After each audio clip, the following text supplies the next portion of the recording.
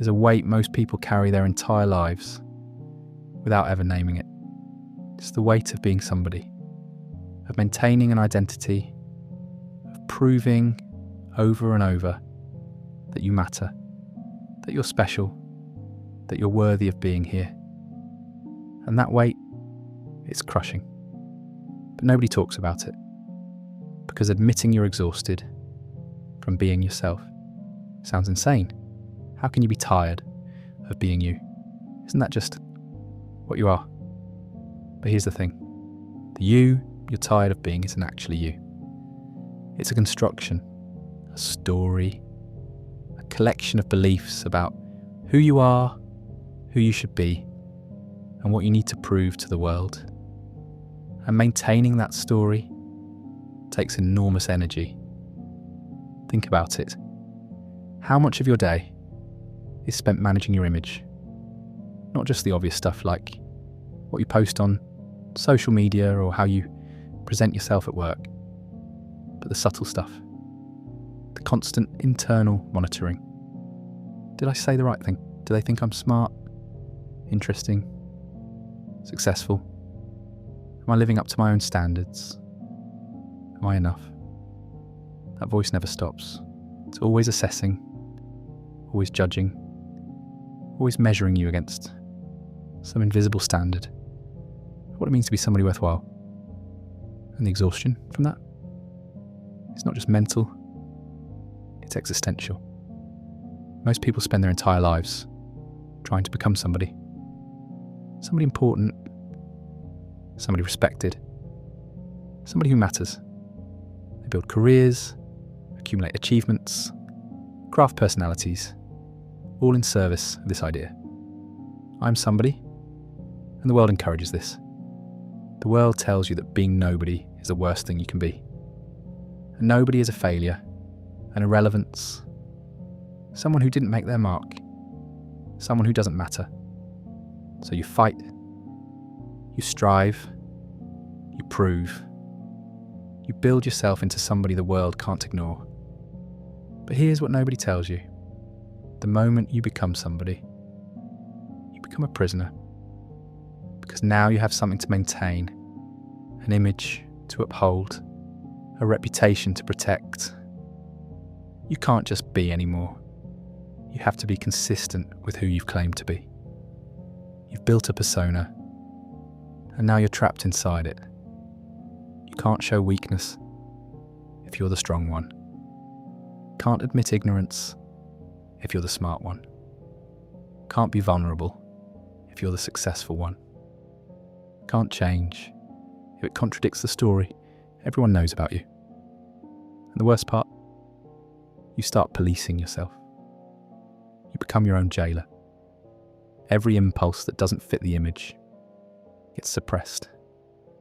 Every authentic reaction that might damage your reputation gets controlled. You stop living and start performing. And the performance never ends. This is what it means to be somebody. It means living inside a story about yourself that you have to constantly reinforce.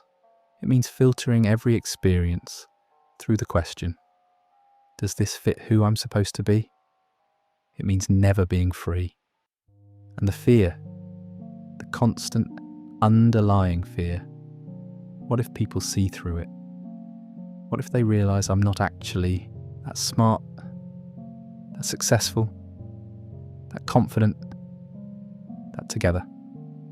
What if they discover I'm just ordinary? Just a regular person pretending to be somebody special? That fear drives everything. Every achievement is an attempt to outrun it. Every success is temporary relief before the fear returns.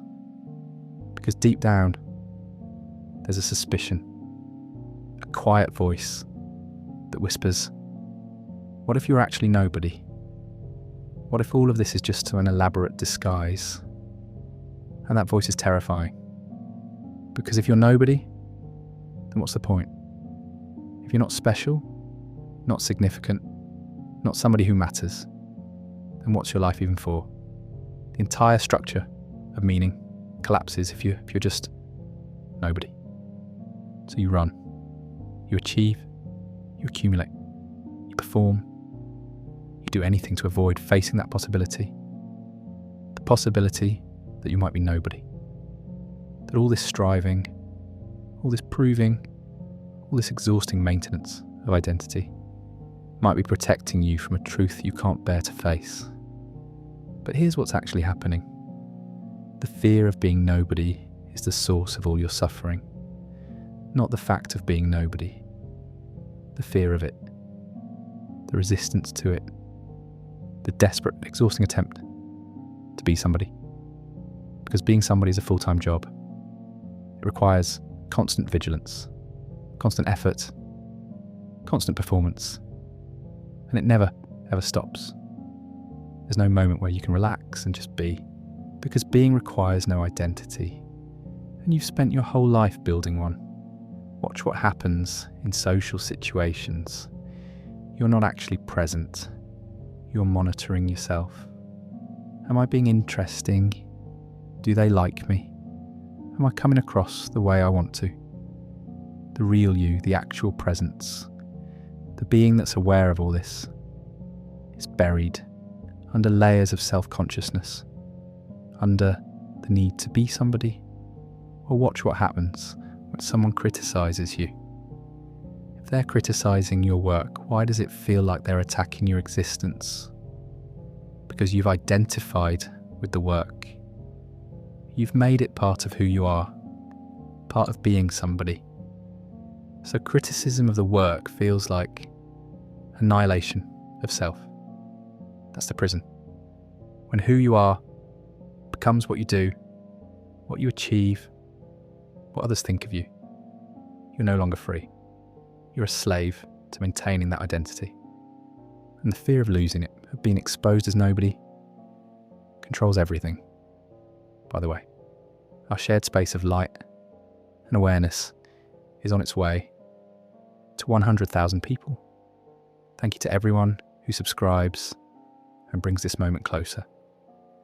So here's the question nobody wants to ask. What if you stopped? What if you stopped trying to be somebody? What if you let go of the image, the story, the need to matter? What if you accepted, fully accepted, that you're nobody? The ego recoils at this. But if I'm nobody, then nothing I do matters. If I'm nobody, I might as well not exist. If I'm nobody, I have no value.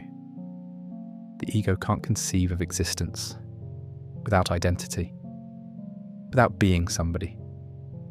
But what if that's exactly where freedom lives? Not in becoming somebody important, but in accepting that you're nobody.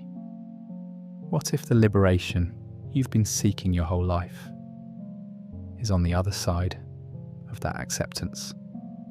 So what does it actually mean to be nobody? This isn't about low self-esteem. It's not about thinking you're worthless or unimportant. That's just the opposite side of the same coin. Still obsessed with your significance, just negative instead of positive. Being nobody means something different. It means recognizing that the entire idea of being somebody is a fiction. A useful fiction maybe, but a fiction nonetheless. There is no fixed, permanent self that is somebody. There's just this moment, this awareness, this being here. Think about who you are. Really think about it. You have a name, sure, but that's just a label. You have a history, but that's just memory. You have qualities, but those change. You have a body, but every cell in it is replaced over time. You have thoughts, but those come and go. So what exactly is this somebody you're trying to be? When you look closely, really closely, there's nothing solid there. No permanent self, no unchanging identity, just a flowing, changing, moment-to-moment experience of being alive. The somebody you think you are is just a story you keep telling yourself, a story you've been conditioned to believe is real. And here's what happens when you see through that story, when you recognize that you're not actually somebody, that you never were, that it was always just a belief. Something shifts, something fundamental. The weight lifts, because there's nothing to maintain anymore. No image to uphold, no reputation to protect, no consistency to enforce. You can just be, whatever this moment calls for, whatever feels authentic, whatever is actually true, not what fits the story of who you're supposed to be. This feels like death at first, because in a sense, it is death. The death of the somebody you thought you were. The death of the ego that spent decades building and defending that identity. And the ego doesn't want to die. It will fight. It will tell you this is dangerous, that you need your identity to survive, that being nobody means being nothing. But push through that fear. Let the identity die. And watch what happens. The death of the somebody you thought you were is the birth of what you actually are. Not a person with qualities and achievements and a story, but awareness itself, presence itself, life itself, moving through this particular form. And that's not nobody in the sense of nothing. That's nobody in the sense of no fixed thing, no separate self, no story that needs defending. You're still here, still alive, still experiencing, but you're not bound to an identity anymore. You're free. Free to be different in every moment.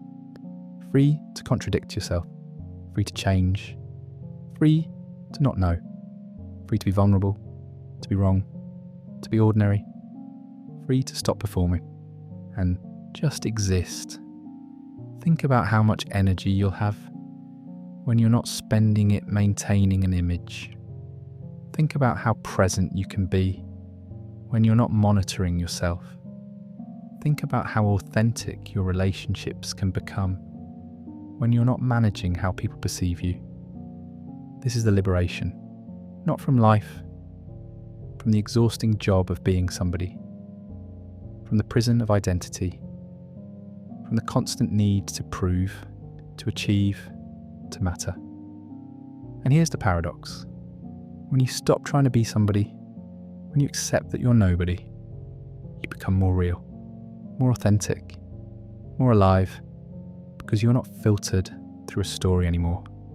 You're just direct experience, unmediated, undefended, unperformed. People sense this. They don't know what it is, but they feel it. The difference between someone performing their identity and someone who's just being. The performed person feels hollow, defensive, careful. The nobody feels open, present, real. It's like the difference between reading a script and having a conversation. The script might be impressive, but it's dead. The conversation is alive. It's happening now. It's responsive. It's real. That's what you become when you're nobody. Not a script, but a conversation. Not a fixed thing, but a flow. Not a defense, but an openness. And that openness, that's where life actually happens. But the mind resists this, because the mind is built on identity, on knowing who you are, on having a stable sense of self. The idea of being nobody threatens the mind's entire structure. So it creates fears. If I'm nobody, people won't respect me. But respect based on identity is fragile, conditional. Real respect comes from authenticity, which only exists when you're not performing. If I'm nobody, I won't achieve anything. But achievement driven by need to be somebody is never satisfying. Real creation comes from presence, not from proving. If I'm nobody, I'll have no boundaries. But boundaries don't require identity. They require clarity about what serves this life and what doesn't. All the fears are about losing something that was never real in the first place. That somebody you're afraid of losing is already just a thought, already just a story. It has no substance. It never did. What's actually real is awareness. The witnessing that's here before you claim to be anybody, before you have a story about yourself, before you become somebody. That awareness is what you actually are. And it's not nobody in the sense of nothing. It's nobody in the sense of no particular body, no fixed identity, pure being. And when you recognize yourself as that, when you stop claiming to be somebody and rest in just being, the entire game changes. You're not trying to get somewhere anymore. Not trying to become someone. Not trying to prove anything. You're just here. Just now. Just this. And that's enough. Not because you've achieved enough, but because enoughness isn't even a question anymore. Questions about worth, about significance, about mattering, those only exist when you think you're somebody who might not be enough. When you're nobody, there's nothing to be enough or not enough. There's just being. And being doesn't need justification. It doesn't need achievement. It doesn't need recognition. It just is. So what does life actually look like when you're nobody? Does everything fall apart? Do you become passive, directionless, nihilistic? That's what the mind fears. But that's not what happens. What happens is you become functional without the dysfunction of identity. You still do things, you still interact, you still create, work, love, live. But none of it is burdened by the need to prove you're somebody. You work, but not to build an impressive career that makes you somebody important. You work because the work itself is meaningful, or because it supports your life, or because it's what's in front of you to do. The work becomes just work, not a statement about who you are. You relate to people, but not to collect admirers or to prove you're lovable. You relate because connection is what happens when two beings meet without defense. Relationships become simpler, more honest, because you're not managing an image. You're just being with another person. You create, but not to leave a legacy or to be remembered. You create because creation is what moves through you. Because you're a channel for something larger than the small somebody you thought you were. And the creation becomes purer, less self-conscious, more alive. Everything becomes lighter. Not because you stop caring, but because you stop carrying the weight of being somebody who has to care in a particular way, who has to be consistent with their image, who has to prove their worth through their caring. You can fail without being a failure, because failure is just something that happened, not a statement about who you are. You can succeed without clinging to success, because success is just something that happened, not proof that you're somebody valuable. You can be ordinary without shame. You can be extraordinary without pride, because both ordinary and extraordinary are just experiences passing through. Neither defines you. Neither makes you somebody. Both are just what's happening in this moment. And the fear of being nobody, it dissolves when you actually experience it, because you discover that being nobody isn't annihilation. It's liberation. It's not becoming nothing. It's stopping the exhausting pretense of being something fixed. Watch what happens to your decisions. When you're nobody, decisions become simpler. You're not choosing based on what maintains your image. You're choosing based on what's actually true, what actually serves, what actually wants to happen. The inner conflict drops away, because conflict comes from trying to be somebody you're not, from maintaining an image that doesn't match reality, When you're nobody, there's nothing to maintain, so there's nothing to conflict with. You become like water, taking the shape of whatever container you're in, but never losing your essential nature, adapting to every situation without needing to prove you're anything in particular, flowing where life takes you, without the resistance that comes from needing to be somebody specific. And here's the beautiful part. When you're nobody, you can be anybody. You're not locked into one identity. You can be serious or playful, strong or vulnerable, wise or confused, whatever the moment calls for, because you're not defending a fixed image of who you are. This isn't being fake, it's the opposite. Being somebody is fake. It's performing a fixed character. Being nobody is authentic, because you're responsive to reality instead of consistent with a story. People who meet you might not be able to pin you down. Who are you really? They might ask, and you won't have a good answer, because you're not really anybody.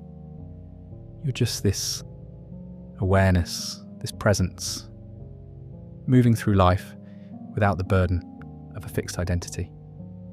And that confuses people who are still trying to be somebody. They need you to be somebody too. They need to categorize you, understand you, predict you. But you're not playing that game anymore. So you become uncategorizable. Not because you're trying to be mysterious, but because you're not trying to be anything. This is what spiritual traditions have been pointing to for thousands of years. The death of the ego, the loss of self, the realization of no self. But it's not abstract philosophy. It's practical liberation. It's the end of the exhausting job of being somebody. And when that job ends, when you finally accept that you're nobody, energy returns, presence returns, joy returns. Not the joy of achievement or recognition. The simple joy of being alive without the weight of identity. You can sit in silence without needing to fill it, because there's no somebody who needs to be interesting. You can admit you don't know without shame, because there's no somebody who needs to appear knowledgeable. You can change your mind without losing face, because there's no face to lose, no fixed position to defend. Life becomes play, not in the sense of not taking things seriously, but in the sense of not being trapped by seriousness. You can engage fully with whatever is happening without believing the story that it defines who you are. You can love deeply without needing the other person to make you somebody through their love. You can create passionately without needing recognition to prove you're somebody special. You can live fully without needing life to conform to your story about who you should be.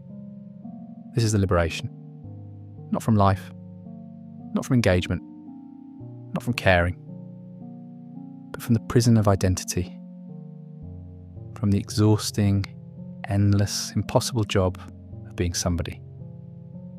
And the most radical part, you were always nobody. You were never actually somebody. That was always just a belief, a story, construction. What you're accepting isn't a new truth. It's the truth that was always there. You're just finally seeing it. You're not becoming nobody. You're recognizing you always were.